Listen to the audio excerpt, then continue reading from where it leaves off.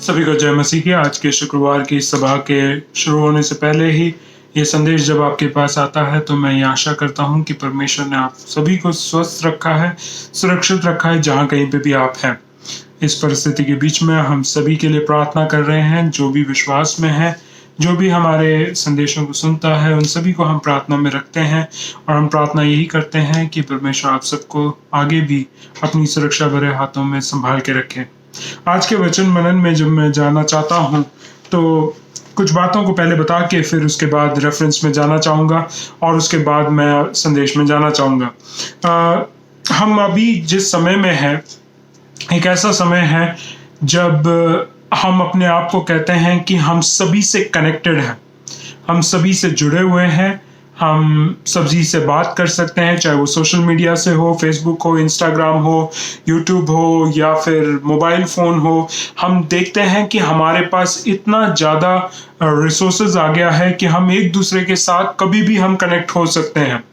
और ये इसलिए मैं बोलना चाहता हूँ क्योंकि अभी कुछ ही समय पहले अगर हम देखें तो ऐसा भी एक समय था जहाँ पे लोग जो है खत लिखा करते थे। मैं अपने बचपन के दिनों को याद करता हूँ कि बचपन में जब मैं भी कोई भी मूवी देखता था तो मैं ये देखता था कि लोग जो है एक दूसरे से या तो टेलीग्राम में या इनलैंड करके एक लेटर हुआ करता था, उस लेटर के थ्रू बात किया करते थे या वार्तालाप किया करते थे। और मैंने खुद अपने घरों में भी देखा है कि कैसे गांव से अगर कोई संदेश आना होता था तो एक लेटर आया करता था, चिट्ठी आई करती थी और चिट्ठी को पढ़ा जाता था और उस चिट्ठी से पता चलता था कि उनका क्या हाल है और फिर हम एक चिट्ठी वापस लिखते थे। वो उनको एक हफ्ते में जाके पहुंचता था, तब उन्हें पता चलता था कि 7 दिन पहले हम कैसे थे। लेकिन आज जमाना इस तरीके से बढ़ गया है या साइंस और टेक्नोलॉजी इतने तरीके से आगे बढ़ गई है कि हम एक सेकंड में ही एक व्यक्ति से, चाहे वो 2000 मील दूर हो, चाहे दुनिया के दूसरे कोने में क्यों ना रहता हो, चाहे वहां पे रात और यहाँ पे दिन क्यों ना हो, तब भी हम उनके साथ कनेक्ट हो सकते हैं। और कनेक्ट होने के बावजूद भी, इतने सारे सोशल मीडिया में फ्रेंड्स होने के बावजूद भी, मैं जानता हूँ एक व्यक्ति को जो हमारे स्कूल में एक रिसोर्स पर्सन करके आते थे। उन्होंने अपने फेसबुक में 3 आइडिया बना दी हैं, तीनों में 5000 से ऊपर लोग हैं और वो चौथा बनाने के लिए शुरू कर रहे हैं। कहने का मतलब क्या है कि इतना कनेक्शन होने के बावजूद भी हम सबसे कनेक्टेड नहीं है। हम अगर एक व्यक्ति के बारे में पूछने को बोला कि तुम उनके साथ कनेक्टेड हो, हाँ मैं फेसबुक में कनेक्टेड हूँ, मैं इंस्टाग्राम में कनेक्टेड हूँ या व्हाट्सएप से मैं कनेक्टेड हूँ, लेकिन क्या तुम सही में उनको जानते हो? और ये जब मैं बोल रहा हूँ तो ये एक ऐसे समय पे बोल रहा हूँ जहाँ पे मैं सोचता था कि सब लोग को मैं जानता हूँ, लेकिन एकदम से कोई एक इंफॉर्मेशन मेरे सामने आई और मैं थोड़ा सा हक्का बक्का रह गया कि ये कैसे हो गया, या ये कैसे होना था, या ऐसे कैसे हो सकता है, या ये व्यक्ति के बारे में मैंने ये तो कभी नहीं सोचा था ये करेगा या करेगी, और ऐसा कैसे हो गया। तो कहने का मतलब क्या है कि कई बार हम कनेक्टेड होने के बावजूद भी हम कनेक्टेड नहीं है। और परमेश्वर हमें वचन से ये सिखाना चाह रहा है कि विश्वासी भाई बहन आपस में कनेक्टेड रहने चाहिए। और कनेक्शन जब रहने के लिए मैं बात कर रहा हूं, ना केवल आत्मिक रीति से, ना केवल शारीरिक रीति से, ना केवल मानसिक रीति से, लेकिन ये सारे चीजें मिलकर हमें कनेक्टेड रहना है।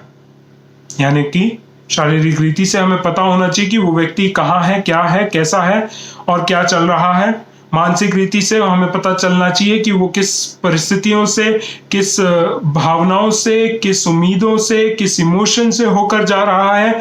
आत्मिक रीति से भी हमें पता होना चाहिए कि वो प्रभु में बढ़ रहा है, कमजोर है, कैसा है। सब कनेक्शन हमें पता होना चाहिए, तभी हम कह सकते हैं कि मैं एक व्यक्ति, भाई बहन, विश्वासी भाई बहन के साथ कनेक्टेड हूं। अब यही कनेक्शन जब है हम परमेश्वर के साथ देखते हैं, क्योंकि हमें कनेक्टेड करने वाला, मैं जैसे भाई बहनों को विश्वास में जो है उनको मैं नहीं जानता था पहले, ना मेरे परिवार में पैदा हुए हैं, ना मेरे परिवार से निकले हैं, ना पहले से वो मसीह थे, ऐसा कुछ नहीं है। लेकिन जितने लोग भी परमेश्वर पे विश्वास करते हैं, जो परमेश्वर के पीछे चलते हैं, यीशु मसीह के पीछे चलते हैं, उसको अपना प्रभु मानते हैं, वो सभी अब मेरे साथ कनेक्टेड हो गए कि मसीह में अब वो मेरे सब भाई बहन हैं। अब ये कनेक्शन हुआ कैसे है? मसीह के वजह से। अब इसीलिए पौलुस जो है कह रहा है कि कुछ कुछ बातें हमें याद रखना है ताकि हम एक दूसरे के साथ कनेक्शन में रह सकें। और इसीलिए आज का जो वचन है वो भाग लिया गया है इफिसियों की पत्री, उसका 4 अध्याय, उसका 1 से लेके 6 वाक्य तक में। तो मैं आपके बीच में वो वाक्य पढ़ूंगा और आपके लिए वो वचन आप जब पढ़ा जाता है तो आपके जीवन में आप उसको ध्यान से सुने और उसके समझने की कोशिश करें, क्योंकि बाद में मैं उसको समझाऊंगा जरूर, तो आपको समझ में आ ही जाएगा। लेकिन जब पढ़ा जाता है तब भी आप अपने बाइबलों को खोलकर उसमें से वाक्य को पढ़ सकते हैं। तो इफिसियों की पत्री 4 अध्याय, उसका 1 से लेके 6 वाक्य तक मैं आपके लिए पढ़ूंगा। इसलिए मैं जो प्रभु में बंदी हूं तुमसे विनती करता हूं कि जिस बुलाहट से तुम बुलाए गए थे उसके योग्य चाल चलो, अर्थात सारी दीनता और नम्रता सहित और धीरज धरकर प्रेम से एक दूसरे की सह लो और मेल के बंधन में आत्मा की एकता रखने का यत्न करो। एक ही देह है, एक ही आत्मा, जैसे तुम्हें जो बुलाए गए थे अपने बुलाए जाने से एक ही आशा है।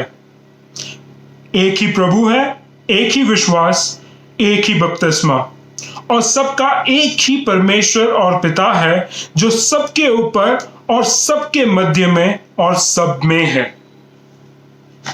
अब यहाँ पे मैं ये बताना चाहता हूं कि पौलुस जब शुरू करता है तो पौलुस शुरू में ही ये बात को कह रहा है कि क्या क्या बातें हमारे आत्मिक जीवन में एक दूसरे के साथ कनेक्ट होने के लिए हमारे अंदर क्या क्या गुण होने चाहिए, क्योंकि आप में से हर एक जन जो है बुलाया गया है। और जब बुलाया गया है तो ये एक एक्सीडेंट नहीं है, ये एक दुर्घटना नहीं है, लेकिन परमेश्वर ने जब बुलाया है तो एक योजना और एक उद्देश्य के साथ आपको बुलाया है। आप ही को आपके परिवार से, आप ही को आपके कुटुंब से, आप ही को आपके लोगों के गोत्र में से या आपके राज्य में से, आपके इस एरिया में से, आपके मोहल्ले में से, गांव में से, शहर में से इसलिए सेलेक्ट किया है, इसलिए बुलाया गया है क्योंकि परमेश्वर का एक उद्देश्य है। अब उस उद्देश्य के हिसाब से बाकी लोगों को भी कलीसिया में बुलाया गया है, और वही बुलाहट के लिए ये जो बातें हैं कि हमसे मांग रखी जा रही है कि तुम्हें जिस बुलाहट के साथ बुलाया गया है उस बुलाहट के प्रति तुम्हारा चाल चलन योग्य होना चाहिए। अब योग्य होने के लिए पांच बातें पौलुस यहां पे बता रहा है कि 5 बातें हर एक विश्वासी के जीवन में होना चाहिए। सबसे पहली बात वो कहता है कि तुम्हारे अंदर दीनता होनी चाहिए। ह्यूमिलिटी एक ऐसा चीज है जहां पे आप नहीं हैं, आप अपने आप को बढ़कर नहीं समझ रहे हैं, आप अपने आप को एक दूसरे के सामने अपने आप को कम समझ रहे हैं और दूसरे को अपने से ऊपर समझ रहे हैं। अब ह्यूमिलिटी में हर एक व्यक्ति यही सोचता है कि मैं क्या हमेशा झुकता रहूं, मैं क्या हमेशा कमजोर साबित करूं अपने आप को। नहीं, वो नहीं कह रहा है। वो ये कह रहा है कि जितना तुम हो उतना ही अपने आप को समझो और दूसरे व्यक्ति को अपने से बढ़कर समझो। अब ये बातों में थोड़ा मुश्किल हो जाता है क्योंकि हम एक दूसरे को समझते तो हैं, अब छोटा समझते हैं, ये सामान्य समझते हैं, लेकिन हम बढ़कर कभी भी किसी को नहीं समझते हैं। ह्यूमिलिटी में यह बात प्रकट होती है कि परमेश्वर खुद इस बात को दिखाया कि वह खुद दीन होकर यहां संसार में आया और एक दास का रूप धारण किया, और खुद वो कहता है कि मैं यहां पे सेवा टहल कराने के लिए नहीं, खुद सेवा करने के लिए आया हूं। उसको कहते हैं दीनता। अब दीनता के साथ साथ अगली बात जो कहता है वो है नम्रता, सॉफ्टनेस या जेंटलनेस। हम अपने बोली में कितने जेंटल हैं, कितने नम्र हैं, नम्र के साथ बोलते हैं, नम्र के साथ चाल चलते हैं, नम्र के साथ अपने सोच विचार को रखते हैं। नम्रता एक ऐसी चीज है जो एक मक्खन के समान होनी चाहिए, जिसपे गरम चाकू अगर लगा दिया जाए वो एकदम से कट जाए। लेकिन हम क्या नम्र हैं? हमें कोई काटने तो आए, हम बताएं तो सही क्या है हम वो एटीट्यूड रखकर अपने आप को मसीह के साथ जुड़े रखना चाहते हैं। और कहते हैं कि हम मसीह के पीछे हैं और हम कहते हैं कि मसीह के साथ हम कनेक्टेड हैं, लेकिन अगर नम्रता नहीं है तो हम कहां से कनेक्टेड हैं? क्या स्वभाव हम दिखाना चाहते हैं? मसीह चाहता तो वो अपने विरोधियों के प्रति स्वर्गदूतों को भेज सकता था, उनका नाश कर सकता था, लेकिन वो नम्र बन गया। उन्होंने अलाउ किया उन लोगों को कि वे उनके ऊपर अत्याचार कर सके, वे उनको मार सके, उनके ऊपर कांटों का मुकुट डाल सके, कील ठोके जा सके। ये बातें उन्होंने अलाउ किया, नम्र वो बन गए और उनकी नम्रता के वजह से ही आज हमें उद्धार मिला है, हमें पापों से मुक्ति मिली है, हम आज उसके संतान कहलाए जाते हैं। वो उसकी नम्रता के वजह से है। और हम मसीह के पीछे जब चलते हैं तो हम ये कहते हैं कि मैं मसीह से प्रेम करता हूं, मैं मसीह के पीछे चलता हूं, मैं कलीसिया में जाता हूं या मैं कलीसिया के सारी बातों को मानता हूं, मैं वचन सुनता हूं, आराधना करता हूं, प्रार्थना करता हूं, उपवास रखता हूं, मैं आत्मा के बोलियां बोलता हूं। बहुत अच्छी बात है, लेकिन ये कहीं पे भी नहीं लेके जाएंगी जब तक आपके जीवन में नम्रता का स्वभाव खुद प्रकट नहीं होता है। और ये नम्रता हमें एक दूसरे के साथ जब हम कलीसिया में हैं तभी दिखाना है। आगे जब चलते हैं तो हम देखते हैं कि सारी दीनता हो गई नम्रता सहित, फिर आता है धीरज, पेशेंस। आज के जमाने में अगर पेशेंस के बारे में बोले तो कोई भी पेशेंस रखना नहीं चाहता है। सब लोग कहते हैं कि जल्दी जल्दी जल्दी जल्दी जल्दी जल्दी सब कुछ जल्दी हो जाना चाहिए। अभी हम ये भी उम्मीद कर रहे होंगे या प्रार्थना कर रहे होंगे कि परमेश्वर जल्दी से ये कोविड बीमारियां दूर हो जाए, वायरस दूर हो जाए, हमें आजादी मिल जाए, हम वापस अपने कामों में बाहर निकलने पाए, लोगों से मिलने पाए, एक दूसरे के साथ संगति करने पाए। हमें बड़ी जल्दी हो रही है, हम इम्पेशेंट हो रहे हैं। लेकिन परमेश्वर कह रहा है कि जो लोगों को बोला गया है कि एक दूसरे के साथ कनेक्टेड रहने के लिए उनके अंदर यह स्वभाव होना चाहिए कि वे धीरज धरना चाहिए, पेशेंस, स्लो डाउन, थम जाओ। परमेश्वर आपको बुलाया है, परमेश्वर ने आपके लिए एक योजना रखी है। अब आप एकदम से जल्दी ना करें कि मैंने परमेश्वर पे विश्वास कर लिया है, मैंने उसको अपना प्रभु मान लिया है, अब परमेश्वर जल्दी से मुझे बता दो कि मुझे करना क्या है। वेट अपॉन द लॉर्ड, परमेश्वर पर इंतजार करते रहो, परमेश्वर के लिए इंतजार करो कि परमेश्वर बताएगा कि तुम्हें क्या कार्य करना है। जब तक वो कार्य नहीं बताता है इंतजार करो। मुश्किल है, मैं जानता हूं, लेकिन ये पेशेंस केवल परमेश्वर के ऊपर ही नहीं, हमें एक दूसरे के ऊपर भी धीरज धरना है। हम ये नहीं उम्मीद कर सकते कि एक प्रचार मैंने आज कर दिया है, कल 3,000 लोग परमेश्वर पे विश्वास करके उद्धार कर पाके बपतिस्मा ले लेंगे। हो सकता है, मना नहीं कर रहा हूं, बाइबल में एग्जाम्पल है कि उसी दिन 3,000 लोगों ने बपतिस्मा लिया। लेकिन मेरा कार्य वो 3,000 लोगों को पानी में डुबोने का नहीं है, लेकिन मेरा कार्य यह है कि उनके स्वभाव में एक चेंज आना चाहिए, कि उनके स्वभाव में एक परिवर्तन आना चाहिए, उनका चाल चलन में बदलाव आना चाहिए, उनका स्वभाव जो है मसीह के स्वभाव जैसा हो जाना चाहिए, और उसमें समय लगेगा। परमेश्वर ने कहा है कि उन सबको सब कुछ बातें सिखाओ और मानना सिखाओ। मत्ती रचित सुसमाचार में लिखा है ये बात को। तो मानना सिखाने के लिए एक दिन में कोई नहीं मानता है।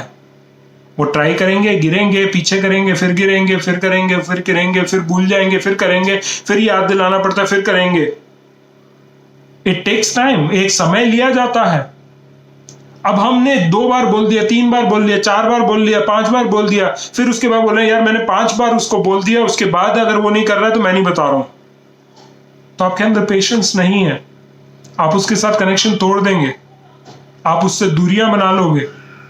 और इसी वजह से परमेश्वर सिखाना चाहता है कि तुम्हें जो है पेशेंस यानी कि धीरज धरना जरूरी है। फिर उसके बाद कह रहा है और धीरज धर के प्रेम से, नेक्स्ट बड़ा वर्ड जो हम इजीली निकालते हैं, जिसकी हम लिप सर्विस बड़ी जल्दी देते हैं लेकिन एक्शन सर्विस बड़ी स्लो होती है या कभी आती भी नहीं है कई बार। हम लोगों को बोलते हैं कि हम आपसे प्रेम करते हैं, हम आपसे प्यार करते हैं, आई लव यू बड़ी जल्दी से बोलते हैं। लेकिन क्या वो लव केवल आपके होठों तक ही सीमित है? क्या वो लव आपके दिल से आ रहा है? क्या वो प्रेम जो आप कह रहे हैं कि मुझे अपने भाई बहनों से प्रेम है, मुझे मसीह से प्रेम है, मुझे परमेश्वर से प्रेम है, मुझे उसके पीछे चलने का बहुत ही एक लगाव है, मैं प्रेम करता हूं परमेश्वर के पीछे, इसलिए मैं मरने को तैयार हूं, क्या वो दिल से आ रहा है या केवल मुंह से बोलने के लिए आप बोल रहे हैं? क्योंकि कई बार हम सिर्फ बोलते हैं। खास करके इंसान एक दूसरे को मस्का लगाने के लिए, एक दूसरे को मनाने के लिए, एक दूसरे को गुस्सा ना दिलाने के लिए, एक दूसरे का खुशी बनाए रखने के लिए, शांति बनाए रखने के लिए एक दूसरे को बोलते हैं कि हम एक दूसरे से प्रेम करते हैं। लेकिन कई बार वो प्रेम सच नहीं होता। कई बार वो प्रेम बगैर शर्त के नहीं होता। कई बार वो प्रेम शर्तों के साथ लदा हुआ होता है, जहां एक शर्त भी नीचे हो गया, एक शर्त भी पीछे हो गया, एक शर्त भी आपकी नहीं मानी गई तो वो प्रेम खत्म हो जाता है। इसलिए हम कई बार देखते हैं प्रेम में शादी कर लेते हैं, प्रेम में अपनी जिंदगी में बोलते हैं कि हम अपने मरते दम तक एक दूसरे से प्रेम करते रहेंगे, लेकिन 2 या 3 साल शादी करने के बाद वो डिवोर्स कर लेते हैं। क्यों? क्योंकि उनका प्रेम नहीं था। प्रेम एक रिक्विजिट था, एक कॉन्ट्रैक्ट बेसिस में था कि ये कंडीशंस हैं, तुमसे मैं प्रेम करता हूं। शायद वो शरीर को देख के होगा, या पैसा देख के होगा, या बुद्धि देख के होगा, या उसका स्वभाव देख के होगा। कल को आप उसके साथ 2-3 समय बिता दिया तो उसके बाद उसका असली चेहरा जब देख लिया तो मैं उससे प्रेम नहीं करती या नहीं करता।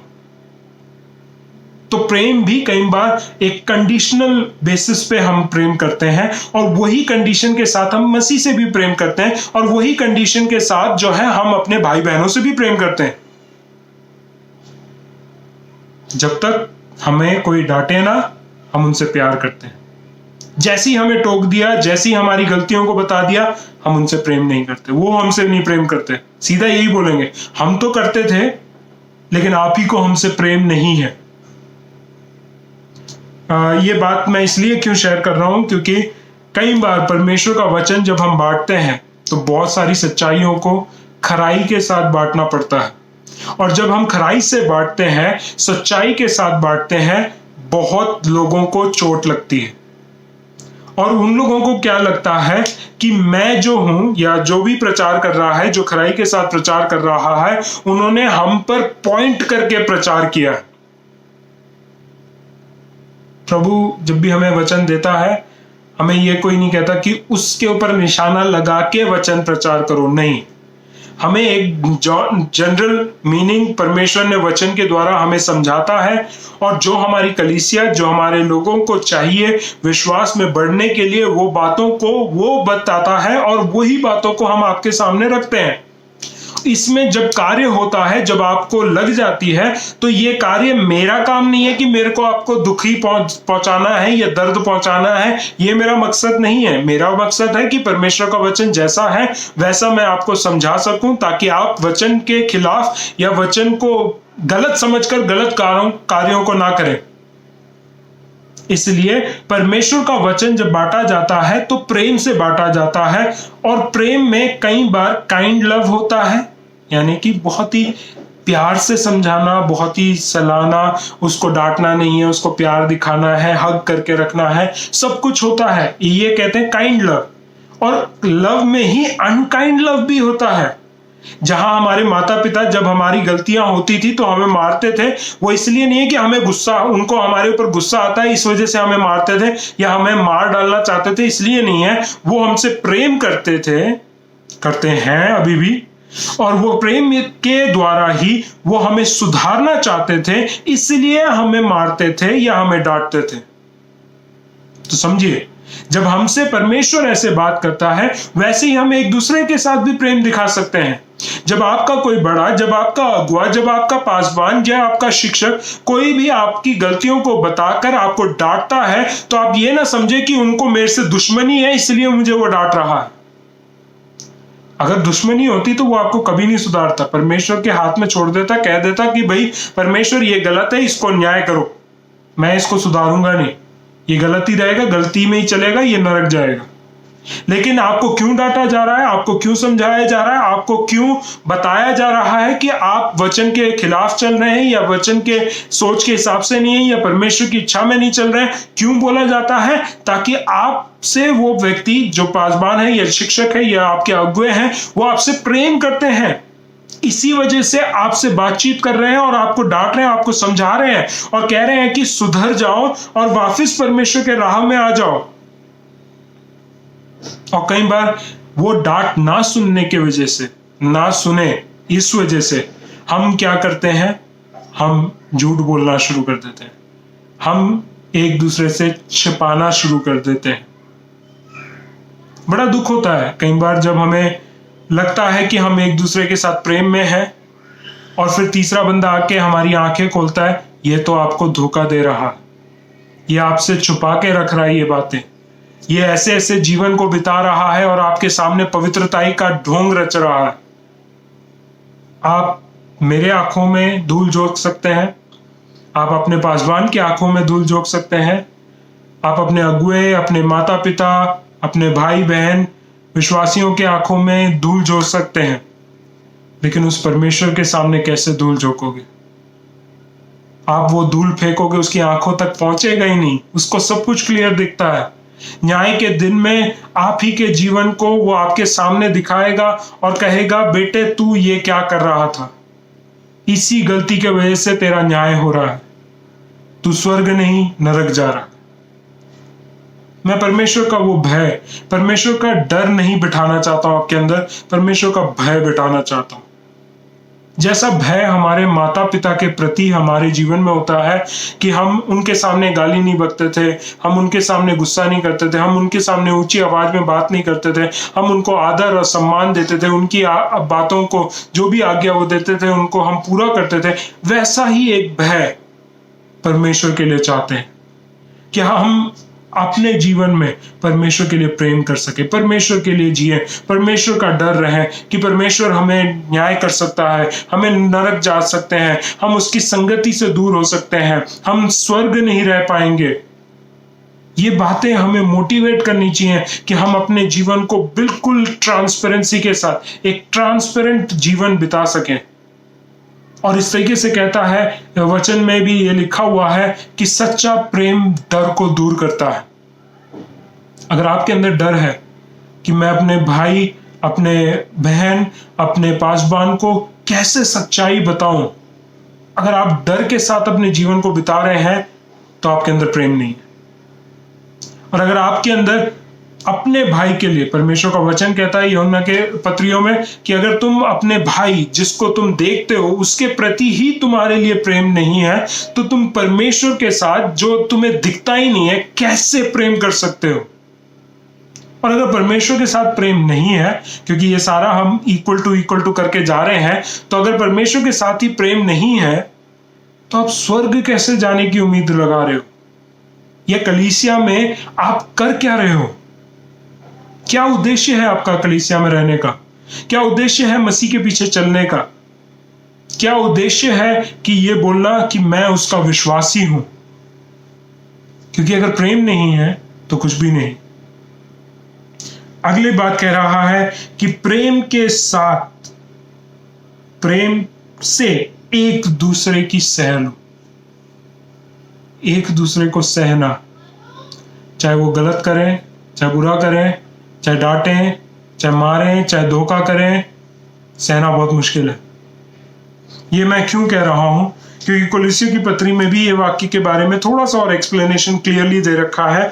कुलुस्सियों 3 अध्याय उसका 12 और 13 वाक्य इस प्रकार कहता है, इसलिए परमेश्वर के चुने हुओं के समान जो पवित्र और प्रिय हैं, बड़ी करुणा और भलाई और दीनता और नम्रता और सहनशीलता धारण करो।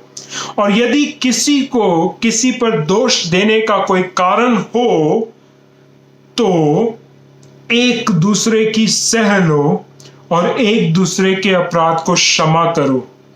जैसे प्रभु ने तुम्हारे अपराध क्षमा किए वैसे ही तुम भी करो। बड़ी बात, और बड़ा ही कार्य हमारे हाथों में सौंपा गया है। हमें अगर किसी के प्रति कोई दोष है, बोलने के बजाय, डिंडोरा पीटने के बजाय पी जाओ, सह लो। किसी ने तुम्हारे प्रति कोई अपराध किया है, क्षमा करो। जिस प्रकार परमेश्वर ने आपके अपराध क्षमा किए हैं, वैसे ही उनके अपराध भी क्षमा करो। मुश्किल है। जब तक आपके अंदर दीनता नहीं, नम्रता नहीं, धीरज नहीं, प्रेम नहीं, तो ये तो बिल्कुल ही नहीं आ सकता। एक दूसरे की सह लो, सह लो। आपको एक दूसरे ने नहीं बुलाया, शादी में नहीं बुलाया या पार्टी में नहीं बुलाया, बर्थडे केक नहीं दिया, सह लो। उस एक केक के वजह से, उस एक पार्टी में ना जाने की वजह से, उस एक शादी में ना बुलाने की वजह से एक दूसरे के साथ हम दूरियां बनाने के लिए तैयार हैं, लेकिन अगर ना बुलाए तब भी उसके साथ कनेक्टेड रहने के लिए कोई भी तैयार नहीं। शैतान इन्हीं कार्यों को, इन्हीं बातों को इस्तेमाल करके कलीसिया को अलग करने में सफल होता जा रहा है। और ये अवसर कौन दे रहा है? हम विश्वासी ही दे रहे हैं ये अवसर। हम एक दूसरे के साथ ट्रांसपेरेंट नहीं हो पा रहे हैं। वचन कहता है कि तुम अपने दोषों को, अपने गलतियों को, अपने पापों को एक दूसरे के सामने बोलो।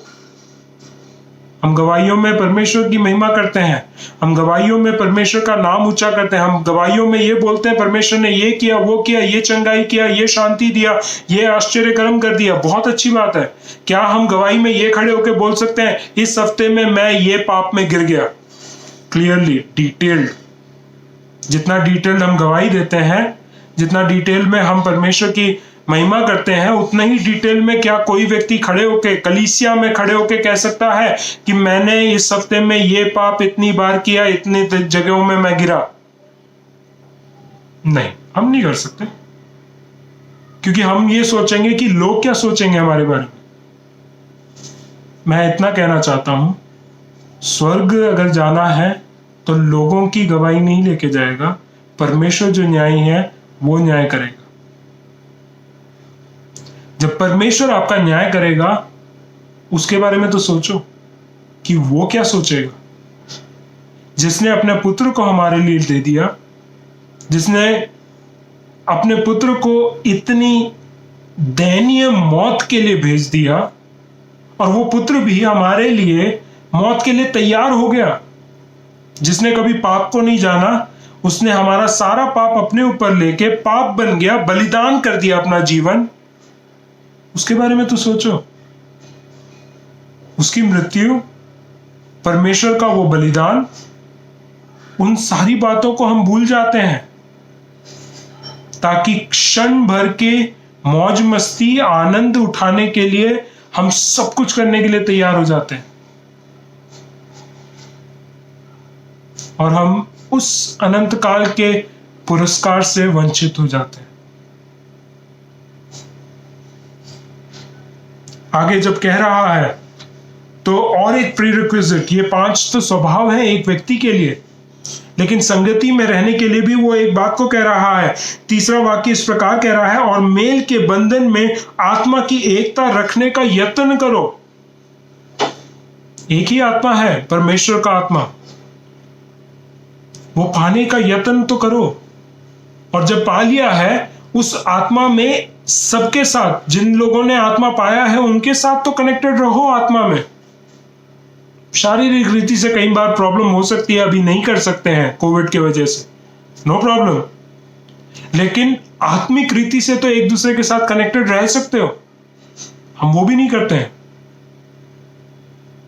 हम मसीह को या परमेश्वर को या उसकी आत्मा को क्या वैल्यू समझ के चल रहे हैं? हम अपने आत्मिक जीवन को परमेश्वर के पीछे कैसे चलाना चाहते हैं? बिना कनेक्शन के एक दूसरे के लिए हमें चिंता ही नहीं है। हम बस मेरी आत्मिक जीवन, मेरा आत्मिक कार्य, मेरा आत्मिक योगदान, उन बातों को बढ़ा चढ़ाकर दिखाने के बजाय हम एक दूसरे के साथ आत्मिकता में बढ़ना नहीं चाहते, एक दूसरे की आत्मिक कमजोरियों को नहीं जानते, एक दूसरे की आत्मिक कमजोरियों को हटाने के लिए प्रयत्न नहीं करते हैं। बस मेरा जीवन, मेरा परिवार, मेरा मेरा मेरा मेरा। और हम कहते क्या है? हम मसीह की सेना है, हम मसीह की देह है। अगली वाक्य जब हम कहते हैं कि एक देह है, चौथा वाक्य कह रहा है एक ही देह है, और उस देह को प्राण देने वाला, उस देह में जीवन डालने वाला एक ही आत्मा है, और वो परमेश्वर का आत्मा है। तो कहने का मतलब क्या है कि उस बॉडी के साथ अगर कनेक्टेड रहना है तो परमेश्वर का आत्मा ही है जो हमें एक दूसरे के साथ कनेक्ट करके मसीह की देह बनाता है। दूसरी बात, उसी वाक्य में लिखा गया है कि जैसे तुम्हें बुलाए गए थे, उस बुलाए जाने से, कॉलिंग, परमेश्वर ने तुम्हें बुलाया है कि तुम मसीह की देह का भाग बन सको, उसकी देह का एक अंग बन सको। यह हमारे वजह से नहीं है, मेरे योग्यताओं की वजह से नहीं है, मेरे कार्य की वजह से नहीं है, या मैंने खुद अपने आप को वॉलंटरीली मैंने अपने आप को सबमिट किया, नहीं। उसने मुझे बुलाया है, उसने मेरा नाम लिया है। पृथ्वी के बनाने से पहले ही उसने अपने हथेली पे मेरा नाम लिख के रखा है कि मुझे ये व्यक्ति चाहिए, ये मेरे लिए कार्य करेगा, ये मेरे लिए अपना जीवन बिताएगा, मैं इसके जीवन में कार्य करूंगा, मैं इसका उद्धारक बनूंगा, मैं इसका प्रभु बनूंगा, मैं इसके लिए जीऊंगा और मरूंगा भी और फिर जीऊंगा। लेकिन हम, आत्मा क्या है, बुलाहट क्या है, हमें क्या करना है? आखिरी बात कह रहा है कि एक ही आशा है। ये तीन चीजें हमें एकता में बनाए रख सकती हैं, एक शरीर का भाग बना सकती हैं, एक शरीर का अंग बना सकती हैं। उस शरीर में मिले जाने के लिए, उस शरीर का भाग कहलाए जाने के लिए, उसके आत्मा में जो जीवन हमें मिलता है उसमें हमारा जीवन होना चाहिए। उसकी बुलाहट, परमेश्वर की जो बुलाहट है, उस बुलाहट में बने रहना चाहिए। हमारी एक ही आशा होनी चाहिए कि मैं परमेश्वर के साथ, जब वो आएगा दोबारा, मैं उसके साथ जाऊंगा। तभी हम उस बॉडी के समान कनेक्टेड रह सकते हैं। अब कैसे इस बॉडी के साथ कनेक्टेड रह सकते हैं, वो बात भी देख लेते हैं। अगला वाक्य कहता है, पांचवा वाक्य, एक ही प्रभु, एक ही विश्वास और एक ही बपतिस्मा। यीशु मसीह के द्वारा ही हमें मेल मिलाप मिला है, परमेश्वर के साथ हम जुड़े गए हैं।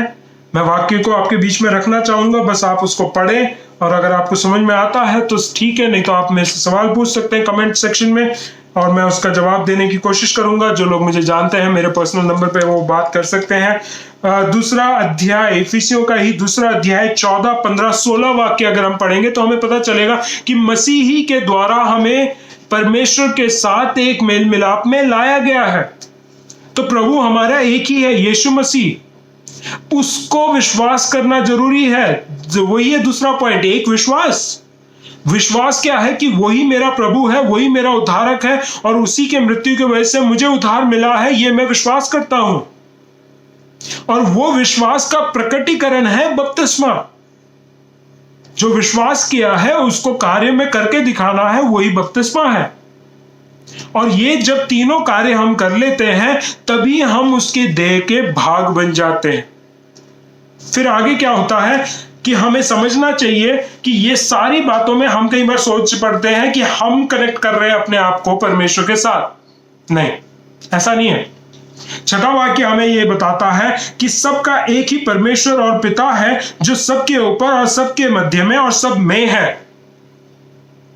Praise the Lord. ये पिता परमेश्वर ही है जिसके वजह से हम उसके साथ जुड़े रह सकते हैं। ये उसका आत्मा ही है जो हमारे जीवन में कार्य करता है कि हम उसके साथ जुड़े रहें। ये उसके पुत्र की मृत्यु के वजह से है जिसके वजह से हम उसके साथ जुड़े हुए हैं। ये पिता के वजह से ही है कि पिता ने अपने पुत्र को इस संसार में भेजा ताकि जो कोई उस पर विश्वास करे वो नाश ना हो परंतु अनंत जीवन पा सके। कार्य किसका है? परमेश्वर का। कभी भी अपने आप को वैल्यू ना दें कि मेरे कार्य की वजह से या मेरे विश्वास करने की वजह से, मेरे बपतिस्मा लेने की वजह से ही मैं मसीह में जुड़ा हुआ हूं। नहीं, ये उसका अनुग्रह है। उसका अनुग्रह है कि हम उसके जीवन, उसके संतान कहलाए जाए, उसके याजक कहलाए जाए, उसके राज्य पदाधिकारी बन सकें, उसकी प्रजा के लोग कहलाए जाए। ये सब उसके वजह से है। और उसके साथ का कनेक्शन कैसा होना चाहिए? Strong connection. अगर हम अपने सांसारिक रिलेशनशिप्स को ही देखें, स्ट्रॉन्ग कनेक्शन तब महसूस होता है जब आपके अंदर ट्रांसपेरेंसी होती है, जब आप एक दूसरे के साथ खुलकर अपनी बातों को बता सकते हैं, कोई सीक्रेट नहीं रख सकते हैं एक दूसरे से। तब हमें पता चलता है कि हमारा रिलेशनशिप उस व्यक्ति के साथ कितना स्ट्रांग है। मैं आपके बारे में शायद सारा नहीं जानता हूं, लेकिन मैं अपनी बीवी के बारे में सब कुछ जानता हूं, या मैं अपनी बेटी के बारे में सब कुछ जानता हूं। जितना उन लोगों ने बताया है उतना मैं जानता हूं। लेकिन मेरा रिलेशनशिप परमेश्वर के साथ कैसे स्ट्रांग पता चलेगा कि मैं अपने परमेश्वर के सामने अपने जीवन को कितना खोल के रखता हूं। वैसे वो भी जरूरत नहीं है, वो हमारे बारे में सब कुछ जानता है, हमारे सोचों को तक जानता है। लेकिन हम अगर उसके साथ कनेक्टेड रहना चाहते हैं तो हम अपने आप को खोल के दें, हम अपने बारे में परमेश्वर को बताएं। बेशक वो कुछ कहेगा नहीं, वो पहले से ही उसको वो कह सकता है, हमारे बाद प्रत्युत्तर कहेगा मेरे को सब कुछ पता है, तेरे को बताने की जरूरत नहीं। लेकिन वो सुनने के लिए तत्पर रहता है कि कितना हम एफर्ट करना चाहते हैं कि हम परमेश्वर के साथ कनेक्टेड रहें। और वही चीज कनेक्शन जो है आपका आपसी विश्वासियों के बीच में, आपके पासबान के साथ आप कितना कनेक्टेड रहना चाहते हैं। आप ज्यादातर चर्चेस में मैंने ये देखा है कि सब लोगों का उम्मीद ये होता है कि पासबान कॉलिंग करके आपसे पूछें कि आप कैसे हैं विश्वासियों से। लेकिन मैंने ये कभी नहीं देखा है कि पासबान ये उम्मीद रखें कि विश्वासी भी मेरे से पूछें कि भाई तुम कैसे हो, पासबान आप कैसे हो, आपकी जिंदगी कैसे कट रही है, आपका जीवन कैसे चल रहा है, आपका परिवार कैसे चल रहा है, कोई कमी है, कोई घटी है, क्या बीमारी है, क्या कोई है, कोई परेशानी है, कोई चिंता है। नहीं, कोई नहीं पूछता है। और हम कहते हैं कि एक दूसरे से हम कनेक्टेड हैं। आज एक और बार ये बात हमें समझाने के लिए परमेश्वर ने जब हमें रास्ता खोल के दिया है, हम कितना ट्रांसपेरेंट है। परमेश्वर के साथ रहना चाहिए, वो बात अलग है, लेकिन जो दिख रहे हैं आपके सामने, आप कितना ट्रांसपेरेंट हैं, आप कितना बातों को छुपाते हैं। आप कई बार सोचते हैं कि पासबान को नहीं पता चलना चाहिए। आप कई बार सोचते हैं कि परमेश्वर के दास को अगर पता चल गया तो वो मेरे को डांटेंगे, मेरे को समझाने के लिए आ जाएंगे, मेरे को ये बोलेंगे या वो बोलेंगे। ये बातें सोचकर हम कई बार पासबानों को कुछ बताते ही नहीं है। और जब बड़ी प्रॉब्लम हो जाती है, कोई परेशानी आ जाती है, कोई बीमारी आ जाती है, तब भी हम ये बात को मानेंगे नहीं कि हमारी गलती की वजह से परमेश्वर हमें ताड़ना दे रहा है। नहीं, हम ये नहीं मानेंगे। हम ये बोलेंगे गर्मी थी या सर्दी थी या मैंने ये खा लिया या वो कर लिया। कभी भी हम उस बात का खुलासा नहीं करेंगे कि मैंने परमेश्वर के वचन के खिलाफ, जो मुझे सिखाया गया है, जो मुझे समझाया गया है, जिस मार्ग में मुझे चलना चाहिए था उस मार्ग को मैं छोड़ के चला गया हूं, उस बात का अंगीकार कोई नहीं करता है। हम बीमारी में रह लेंगे, हम परेशानियों में रह लेंगे, हम मुसीबतें और आने के लिए हम अपने दरवाजों को खोल के रख देंगे, लेकिन कभी भी अपने बातों को नहीं मानने को तैयार। एक दूसरे के साथ ट्रांसपेरेंट हो जाओ, अपने पासबान के साथ ट्रांसपेरेंट हो जाओ, अपने अगुओं के साथ, अपने शिक्षकों के साथ ट्रांसपेरेंट हो जाओ। अपने गुनाहों को अंगीकार करना का एक हैबिट रखो, क्योंकि जितना अंगीकार करोगे, जितना आप पश्चाताप करोगे, जितना आप क्षमा मांगोगे, उतना आप क्षमा प्राप्त करके अपने जीवन को पवित्रता की ओर लेके जाओगे। और जितना आप पवित्र रहोगे, जितना अपने जीवन में पवित्रताई का पालन करोगे, उतना ही आप परमेश्वर के स्वभाव के समान बनते जाओगे, ताकि वो जब आएगा उसको सोचना नहीं पड़ेगा कि आपको लेके जाना है या नहीं लेके जाना है, लेकिन वो आपको देखते ही कहेगा ये मेरा विश्वास योग्य व्यक्ति है, दास है, दासी है, इसको मेरे साथ आने दो। उस कार्य के लिए मेरे दिल से यही इच्छा है कि आप लोग अपने जीवन को तैयार करें। परमेश्वर आपसे प्रेम करता है। परमेश्वर आपकी सारी गलतियों को जानते हुए भी अभी भी आपको सुरक्षित रख रहा है, अनुग्रह दे रहा है, आशीष दे रहा है, चंगाई दे रहा है, छुटकारा दे रहा है। लेकिन हम उसका प्रत्युत्तर में क्या जवाब दे रहे हैं? उस कार्य के द्वारा जो उपकार परमेश्वर ने किए हैं उसका प्रत्युत्तर हम क्या दे रहे हैं? ये वचन इतना ही सिखा रहा है कि हम कनेक्टेड रहें एक दूसरे के साथ, एक दूसरे की शारीरिक बातों को, मानसिक बातों को, भावनात्मक बातों को, आत्मिक बातों को हम जानने पाए। पासवान ने कॉल नहीं किया, कोई बात नहीं, आप पासवान को कॉल कर दो, आप बता दो मैं बीमार चल रहा हूं, मेरा ये प्रार्थना का रिक्वेस्ट है, पासवान ये विषयों के लिए प्रार्थना करें। पासवान आप कैसे चल रहे हैं? आपका जीवन कैसा है? आपका जीवन में क्या परेशानी है? आपके परिवार की क्या रिक्वायरमेंट्स है, क्या नीड्स है? पूछो, एक चेंज लाओ, अपने स्वभाव में एक चेंज लेके आओ, दीनता लेके आओ, नम्रता लेके आओ, धीरज धरो, एक दूसरे के साथ प्रेम रखो, एक दूसरे को सहने के लिए तैयार हो जाओ, आत्मा की एकता में यत्न रहने के लिए यत्न करो, क्योंकि एक ही शरीर है, उसमें जीवन देने वाला एक ही आत्मा है, एक ही बुलाहट है सबके लिए, एक ही आशा है, एक ही प्रभु, एक ही विश्वास, एक ही बपतिस्मा। इस सब को जोड़े रखने वाला एक ही परमेश्वर पिता हमारे जीवन में कार्य कर रहा है। क्या आप तैयार हैं कि मेरे को परमेश्वर के साथ कनेक्टेड रहना है, मुझे अपने विश्वासी भाई बहनों के साथ कनेक्टेड रहना है, मुझे अपने पासवान के साथ कनेक्टेड रहना है, मुझे अपने अगुओं के साथ, अपने शिक्षकों के साथ कनेक्टेड रहना है? क्या मैं उसके लिए मेहनत करूंगा? क्या मैं उसके लिए कदम बढ़ाऊंगा? दूसरों से उम्मीद करना छोड़ें। जो बदलाव आप चाहते हैं कि दूसरों के अंदर हो, वो आपके अंदर आ जाए। लूका रचित सुसमाचार 6 अध्याय में इस तरीके से लिखा हुआ एक वाक्य, वो वाक्य इस तरीके से कहता है, जिस तरीके से आप चाहते हैं कि लोग आपके साथ बर्ताव करें, वैसा बर्ताव आप पहले दिखाएं। जब तक आप नहीं करेंगे, आप कैसे दूसरों से उम्मीद कर सकते हैं कि वो मेरे लिए करके दिखाएं? आपने कभी पासवान को फोन नहीं किया, आपने कभी अपने विश्वासी भाई बहनों को फोन नहीं किया, आपने कभी उनकी चिंता नहीं करी, उनके लिए जानने की कोशिश नहीं करी कि वो कैसे जी रहे हैं। और आप चाहते हैं, आप उम्मीद क्या करते हैं कि वो फोन कर लें, वो बात करें, वो हमारे बारे में जाने, वो हमारे बारे में पूछे। हम एक कलीसिया है, हम एक शरीर है, शरीर के अंग है हम सब, कोई भी सिर नहीं है, सिर मसीह है। हर एक अंग को एक दूसरे के साथ कनेक्टेड रहना है, हर एक अंग को एक दूसरे के बारे में जानना है, हर एक अंग को एक दूसरे की परेशानियों को जानना है, हर एक को एक दूसरे के दर्द को जानना है, हर एक के एक दूसरे की खुशियों की बातों को जानना है। आत्मिक रीति से बढ़ रहे हैं, घट रहे हैं, सब कुछ जानने की जरूरत है हमें। ये बातें इसलिए नहीं कि हम एक दूसरे के बारे में जान के पर्चा फैलाना शुरू कर दें या न्यूज़पेपर बनाना शुरू करें, नहीं, उसके लिए नहीं है।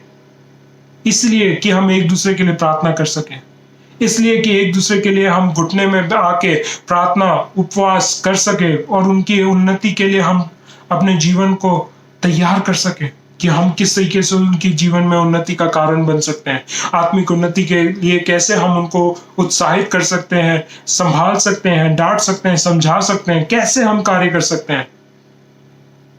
लेकिन अगर हम कनेक्टेड रहना ही नहीं चाहते हैं तो ये सब कुछ बेकार की बात है।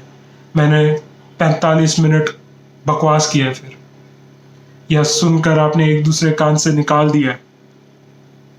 सही में आप चाहते हैं कि आप परमेश्वर के साथ कनेक्टेड रहना चाहते हैं, परमेश्वर की आवाज सुनना चाहते हैं, परमेश्वर से बातचीत करना चाहते हैं, परमेश्वर से कार्य को होते हुए देखना चाहते हैं, पहले जो आपके सामने है, जो आपके सामने दिख रहा है, फिजिकली दिख रहा है, उन रिलेशनशिप्स में आप कनेक्टेड रहें।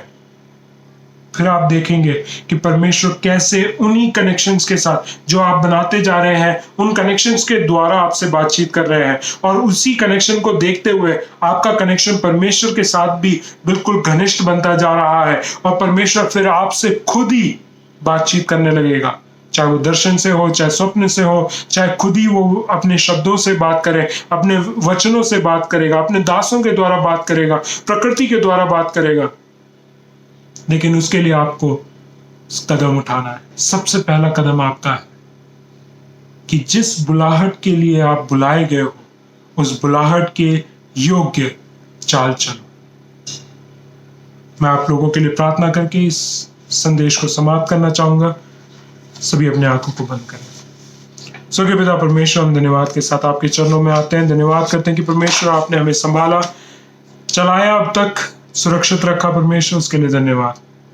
आज आपके वचन के द्वारा जब हमें सिखाया गया है कि हमें एक दूसरे के साथ संगति बनाए रखनी है, कनेक्शन बनाए रखना है, उसमें हमारी सहायता मदद कर।